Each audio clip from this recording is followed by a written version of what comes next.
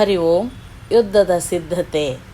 ಸುಗ್ರೀವನು ಆ ಕೂಡಲೇ ಸೈನ್ಯದ ಸಿದ್ಧತೆಗಾಗಿ ಅಪ್ಪಣೆ ಹೊರಡಿಸಿದನು. ರಾಮಚಂದ್ರನ ನೇತೃತ್ವದಲ್ಲಿ ಎಲ್ಲರೂ ಕೂಚು ಮಾಡಿದರು. ಸಮುದ್ರದ ದಂಡೆಯವರೆಗೂ ಎಲ್ಲರೂ ಬಂದು ಬಳಿಕ ಅಲ್ಲಿ ಡೇರೆ ಹೊಡೆದು ತಂಗಿದರು. ವಾನರ ಸೇನೆಯೆಲ್ಲವೂ ಸಮುದ್ರವನ್ನು ದಾಟಲು ಸೇತುವೆಯನ್ನು ಕಟ್ಟುವ ಕೆಲಸ ಪ್ರಾರಂಭಿಸಿದರು.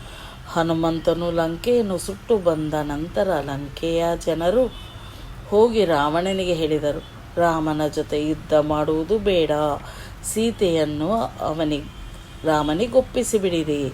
ಹನುಮಂತನು ಒಬ್ಬನೇ ಲಂಕೆ ಸುಟ್ಟು ಹಾಕಿದ್ದಾನೆ. ವಾನರ ಸೈನ್ಯವೇ ಬಂದರೆ ಗತಿಯೇನು? ರಾವಣನ ಹೆಂಡತಿ ಮಂಡೋದರಿಯು ಇದೇ ರೀತಿ ಹೇಳಿದಳು. ತಮ್ಮ ವಿಭೀಷಣನು ಬುದ್ಧಿವಾದ ಹೇಳಿದನು. ಆದರೆ ರಾವಣ ಯಾರ ಮಾತು ಕೇಳಲಿಲ್ಲ. ನಂತರ ವಿಭೀಷಣನಿಗೆ ಹೊರಟು ಹೋಗು, ಹೇಡಿಗಳಿಗೆ ಇಲ್ಲಿ ಇರಬೇಡ ಅಂದನು. ವಿಭೀಷಣನು ಆದರೂ ರಾವಣನಿಗೆ ನಮಸ್ಕಾರ ಮಾಡಿ ಅಲ್ಲಿಂದ ರಾಮಚಂದ್ರನ ಬಳಿಗೆ ಹೋದನು. ರಾಮಚಂದ್ರನಿಗೆ ವಿಭೀಷಣನು ಲಂಕೆಯ ಸ್ಥಿತಿಗಳನ್ನೆಲ್ಲ ಹೇಳಿದನು. ನಾನು ಶರಣು ಹೊಂದಿರುವುದಾಗಿಯೂ ಹೇಳಿದನು. ಈಗ ಆಕ್ರಮಣ ಮಾಡಲು ಇದು ಒಳ್ಳೆಯ ಸಮಯ, ಜಯ ಸಿಗುವುದು. ರಾಮನು ವಿಭೀಷಣ ಒಳ್ಳೆಯ ಹೃದಯವನ್ನು ಕಂಡು ಹೇಳಿದನು, ನಿನಗೆ ಪಟ್ಟಾಭಿಷೇಕವನ್ನು ಮಾಡುತ್ತೇನೆ, ರಾವಣನನ್ನು ಕೊಂದು ನಿನಗೆ ಲಂಕೆಯ ಪಟ್ಟವನ್ನು ಕಟ್ಟುವೆನು. ಇತ್ತ ಸುಗ್ರೀವನು ಸಮಸ್ತ ಸೇನೆಯು ಸೇತುವೆಯನ್ನು ಕಟ್ಟುವುದರಲ್ಲಿ ಮಗ್ನವಾಗಿತ್ತು.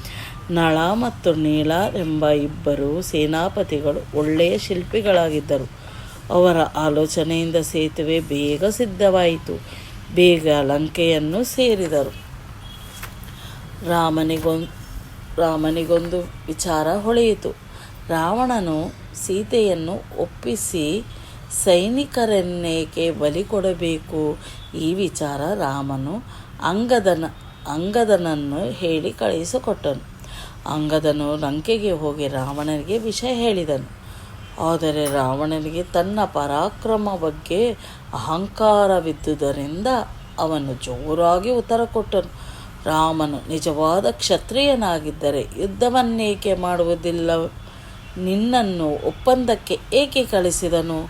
ಅಂಗದನು ಹೊರಟನು. ರಾಮನ ಬಳಿಗೆ ಹೋಗಿ ನಡೆದ ಎಲ್ಲ ವಿಷಯಗಳನ್ನು ತಿಳಿಸಿದನು. ಧನ್ಯವಾದ.